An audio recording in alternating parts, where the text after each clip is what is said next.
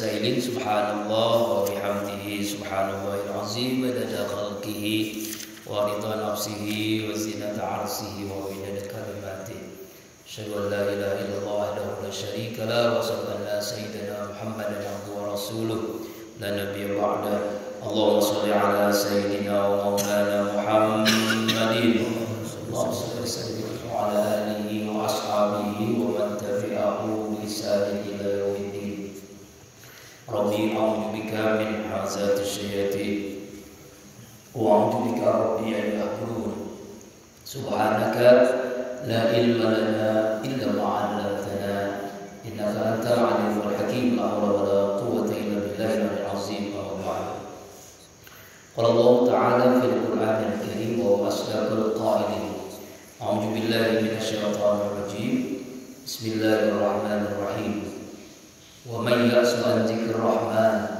نقيض له شيطانا فهو له قرين وقال رسول الله صلى الله عليه وآله وسلم إن لكل شيء سقالة وإن سقالة القلوب ذكر الله صدق الله العظيم صدق النبي الكريم ونحن على ذلك من الشاهدين والشاكرين والحمد لله رب العالمين. Artul Mukarramun yang sama-sama kita muliakan Ketua DKM Masjid Rotul Ma'wa Ustaz Ahmad Yani beserta seluruh pengurus yang lainnya. Ibu-ibu sehat Bu? Alhamdulillah, luar biasa. Allahu Akbar. Ananda Faza dan semua anak-anakku rahimahullah. Alhamdulillah, puji syukur kita kepada Allah.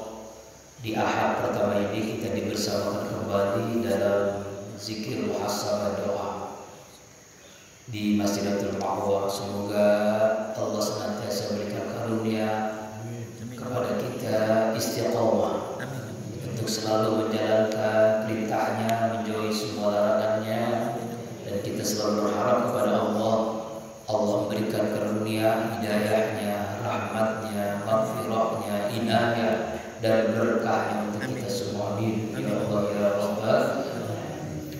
Salawat iring salam selalu tercurahkan kepada junjungan alam baginda kita Rasulullah Muhammad sallallahu alaihi wasallam, keluarga, sahabat, dan insya Allah kita yang selalu berusaha menghidupkan sunnahnya dan berharap mendapatkan syafaatnya di yaumil qiyamah. Amin. Bapak Ibu jamaah rahimakumullah, hidup ini sementara. Kita akan hidup nanti panjang tanpa akhir di akhirat. Jangan sampai kita terjebak oleh keenakan sesaat tapi menderita selama-lamanya di akhirat. Dunia ini sangat singkat. Yang tadinya anak-anak sekarang udah punya anak. Betul? Yang tadinya masih bujangan, masih gadis, sekarang sudah punya istri, sudah punya suami. Yang tadinya istrinya baru satu, sekarang istrinya sama juga, satu juga. Tapi saya udah 4 Bu anaknya. Alhamdulillah. Jadi hidup ini sangat singkat gitu ya. Ternyata kita ini sebentar lagi masuk ke galian 2 meter. Kita diuruk, kita diinjak, kita sendiri di dalam lahan. Yang seringkali kita lupa bahwa kita pun akan menghadapi kematian. Karena itu Rasulullah SAW mengingatkan kepada kita, orang yang paling pintar, paling cerdas itu bukan orang yang banyak ilmunya, bukan berapa banyak dia membaca kitab buku, gelarnya profesor, doktor, bukan. Tapi orang yang paling pintar adalah aqyasul ummati zikrul maut wa asalustinadana. Hamba Allah yang paling cerdas di kalangan umatku adalah hamba Allah yang paling banyak ingat mati dan mempersiapkan hidup setelah mati. Itu orang yang paling pintar, paling cerdas. bukan IPK-nya 4, bukan nilainya sarjananya komlom, bukan. Tapi orang yang paling cerdas, orang yang paling banyak ingat mati. Masalahnya seringkali kita takziah, seringkali kita memandikan, mengkafani, menyolatkan, bahkan ikut menguburkan jenazah, tapi seringkali kita lupa kita pun akan mengalaminya. Betul apa benar? Betul. Bisa ibu-ibu duluan Ustadz rekaman, bisa Ustadz rekaman ibu-ibu duluan. Kan gak ada yang tahu Bu ya, gak ada yang tahu. Dimesterikan oleh Allah. Semua kita akan pulang ke kampung akhirat. Kalau kalimat pulang biasanya itu senang, betul apa benar? Contoh, habis ngaji zikir, kita pulang ke rumah masing-masing, senang apa enggak Bu? Ada yang di sini sampai juhur ada? Nggak ada, pasti pulang senang. Anak-anak sekolah, di dulu kita sekolah ada guru yang paling galak, guru matematik misalnya. Lalu kepala sekolah mengumumkan, anak-anakku hari ini guru matematik tidak masuk karena rapat di kota. Jadi anak-anak belajar di rumah, silakan pulang. Itu anak-anak yang mengetahui bahwa guru yang galak itu nggak masuk dan pulang ke rumah, kira-kira seneng nggak? Senangnya luar biasa. Sampai itu saking senangnya itu lupa ya tasnya dibawa. Saking senangnya pulang senang. Contoh lagi, habis Ramadan kita banyak saudara-saudara kita pulang kampung, betul? Mudik, senang nggak? Oh, saking senangnya dibela-belain, walaupun hanya motor jelek gitu, ya kan? Tapi dibela-belain supaya pulang kampung, ketemu saudara, ketemu orang tua, ketemu kakek nenek, ketemu kakak adik tetangga. Dari Jakarta ke Jawa, dari mana-mana pulang kampung, pulang senang, pulang senang. Alhamdulillah Allah takdirkan kami, saya bersama istri tahun 2002 berangkat menunaikan rukun Islam 5 ibadah haji 42 hari. Kata ketua kloter jamaah haji di Rahman, ibu haji, bapak haji, besok kita akan pulang. Itu jamaah haji 40 hari di Mekah, di Madinah, senang gak? Senang karena mau pulang. Belum sampai di rumah itu udah kelihatan tuh benteng rumah, udah kelihatan tuh rumah yang kita di Indonesia. Senang pulang, senang. Nah kita kan semua akan pulang ke kampung akhirat. Saya tanya, senang apa enggak Bu? Senang apa enggak Bu? Dikata senang entar pulang, dikata nggak senang. Ini namanya senang kan kalau buru pulang kan ya. Tadi kan ibu pengen pulang, senang kan? Anak-anak pulang senang kan? Mudik pulang senang kan? Haji pulang senang. Sekarang kita akan pulang akhirat, senang apa enggak Bu? Bingung jawabnya. Dikata senang entar pulang, dikata nggak senang emang pasti pulang. Mestinya kita pulang senang. Itulah yang namanya husnul khotimah. Husnul terbaik, khotimah akhirnya kita ingin pulang dalam keadaan senang, pulang dalam keadaan zikir, pulang dalam keadaan ibadah, pulang dalam keadaan berwudu, pulang dalam keadaan bersedekah, pulang dalam keadaan baca Al-Quran, pulang dalam keadaan husnul man akhir kalami la ilaha illallah pada orang jannah. Siapa orang yang akhir hidupnya mengucapkan kalimat la ilaha illallah dijamin masuk surga. Masalahnya bisa nggak kita pulang dalam keadaan senang, dan mati itu nggak ada yang tahu karena dimesterikan oleh Allah. Ada yang baru lahir langsung mati, ada nggak Bu? Kakeknya sakit-sakitan, neneknya sudah tua, umurnya 80, 90, yang meninggal cucunya, banyak nggak? Banyak. Itulah cerdasnya orang beriman. Makanya dia tidak mau terjebak oleh keenakan yang sesaat, menderita berkepanjangan. Karena itu yang mempersiapkan diri menuju kematian, bekalnya belum cukup. Bagaimana supaya bekal cukup? Setiap helaan nafas, detak jantung kita selalu zikrullah, selalu ingat Allah, agar lisan kita dimudahkan akhir kita mengucapkan kalimat la ilaha illallah. Itulah orang yang sukses, orang yang beruntung. Jadi jangan salah paham selama ini kalau kita melihat orang yang uangnya berlimpah, mobilnya mewah, hidupnya wah, itulah orang yang sukses. Bukan. Kita sering menyangka orang sukses itu jabatannya tinggi, ya, komandan, jenderal, wah, presiden, wah, orang yang sukses. Bukan. Orang yang sukses, orang yang gelarnya profesor, doktor, wah, bukan. Orang yang sukses, orang yang terkenal di mana? Bukan. Orang yang sukses adalah orang yang hidupnya husnul khotimah. Itu yang paling berat, Bu. Makanya jangan terpukau pada keadaan seseorang.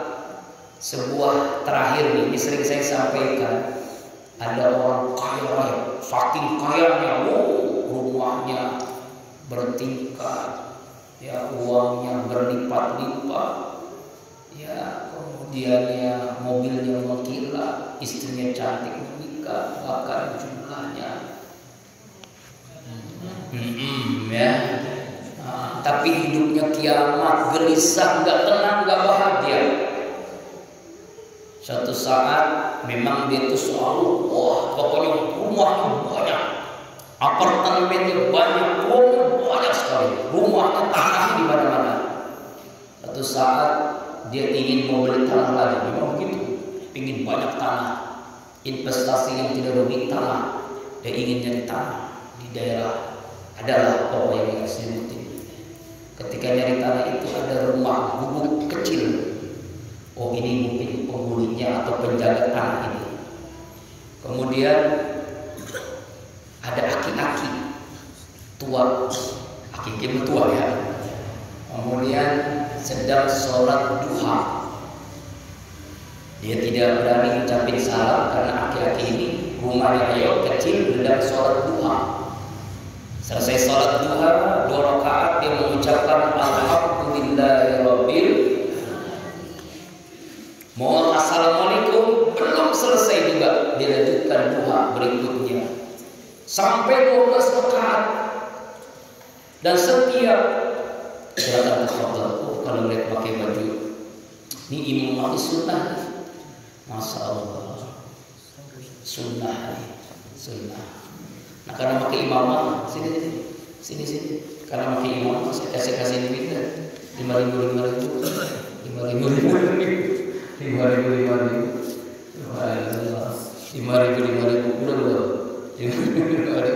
pakai imam yang gede itu 5.000 ada lagi. Nah, yang 3 orang jangan kasih aja, kasih 3 ya.